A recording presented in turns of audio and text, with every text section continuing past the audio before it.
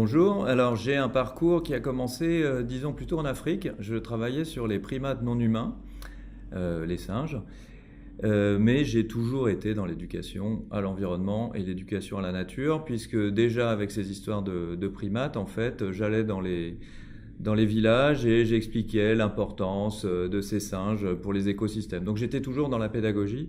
Et puis j'ai continué dans des associations dites de protection de la nature, en me spécialisant petit à petit sur les insectes, parce que à un moment donné, je me suis dit que les insectes avaient besoin d'avocats. Ils n'étaient pas tellement soutenus, et du coup, je trouvais ça sympa d'aller vers eux et voilà, de les aider à être un peu mieux soutenus. Et donc j'ai eu différents postes dans différentes structures, et puis depuis 2013, je suis indépendant, mais toujours avec la même motivation pour la pédagogie et l'éducation à l'environnement. Alors, j'en ai jamais eu peur des insectes. J'ai jamais eu peur des insectes ou des araignées. Voilà, je les ai toujours mis dans ma main, et puis ça me donnait une espèce de sentiment de puissance quand j'arrivais avec un insecte dans les mains et que tout le monde partait en hurlant. On se sent assez fort. Donc il y a quelque chose d'un peu particulier quand on aime bien les bêtes que les autres n'aiment pas. Et puis j'avais travaillé sur les mammifères.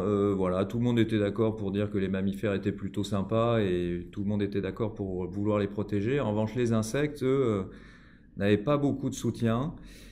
Et puis j'ai une espèce de propension à aller là où les autres ne vont pas forcément, ou moins, disons. Et j'ai senti que les insectes, voilà, c'était un sujet pas très grand public et qu'il fallait peut-être rendre grand public. Dans l'école, je suis professeur de protection de la nature.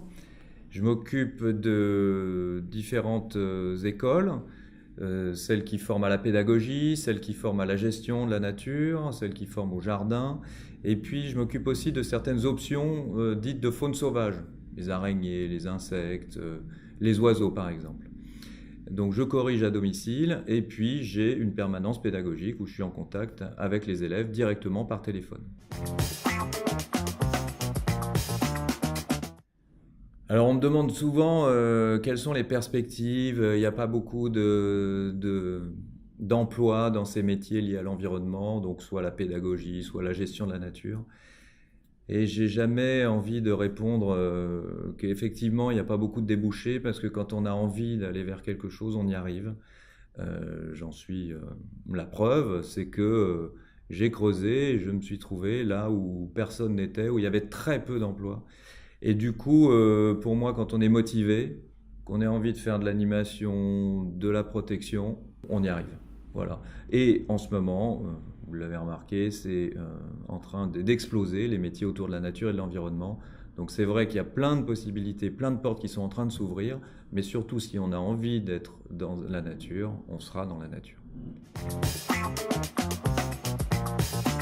Déjà, il y a pas mal de formations qui nous apportent des connaissances sur la biodiversité, et tout le monde entend parler de la perte de biodiversité et de la protection des espèces. Certaines formations permettent d'aller dans cette voie-là. Et puis il y a aussi, on nous parle toujours de sensibilisation, d'éducation. Ça revient toujours à la fin de tous les colloques où on dit mais qu'est-ce qu'il faut faire, qu'est-ce qu'il faudrait faire pour que ça aille mieux. On parle d'éducation et de sensibilisation, et l'école prépare à ça. Je dirais toutes les tendances qu'on inclut dans ce qu'on appelle la transition écologique. Donc il y a beaucoup de choses autour de l'alimentation, du jardin, de la biodiversité, de la protection de la biodiversité. Et donc toutes ces grosses tendances dont on nous parle tous les jours, voilà, elles sont là, ça y est. Nous, on en a rêvé pendant très longtemps. Tous ceux qui étaient déjà dans la protection de la nature depuis longtemps, on voyait peu de choses arriver, et là voilà, maintenant ça y est, il y a une espèce de bulldozer environnemental qui est en train de prendre sa place, et l'école, avec tous ces métiers autour de la nature et des animaux, prépare à ça, toute cette transition, donc l'agroécologie, la permaculture, la protection de la biodiversité, etc. Et surtout, et j'insiste, la sensibilisation, puisque la sensibilisation et l'éducation à l'environnement, c'est vraiment un des outils majeurs dans cette transition écologique. J'écris beaucoup de livres de plus en plus, pas mal autour des insectes. Je peux pas trop en parler. Là, je suis en train de préparer un beau projet qui s'appelle Les insectes des bords de chemin. Et puis les autres, je peux pas trop en parler parce que c'est top secret. Et il y en a des vraiment chouettes, dont des livres pour les enfants.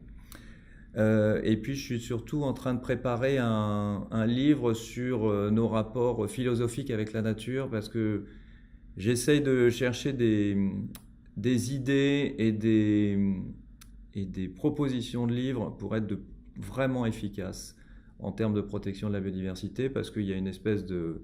Voilà, tout le monde s'inquiète de plus en plus, donc il faut être vraiment efficace. Et je pense qu'insister sur notre rapport vraiment philosophique avec la nature plus que technique me paraît très important. Et du coup, je suis en train de préparer un ouvrage qui compilera un peu toutes ces idées qui sont venues après toutes ces années à côtoyer la nature. Eh bien, merci à vous et j'espère à bientôt dans l'école, quelle que soit la formation que vous choisissez, en tout cas me concernant, autour de la nature et des animaux.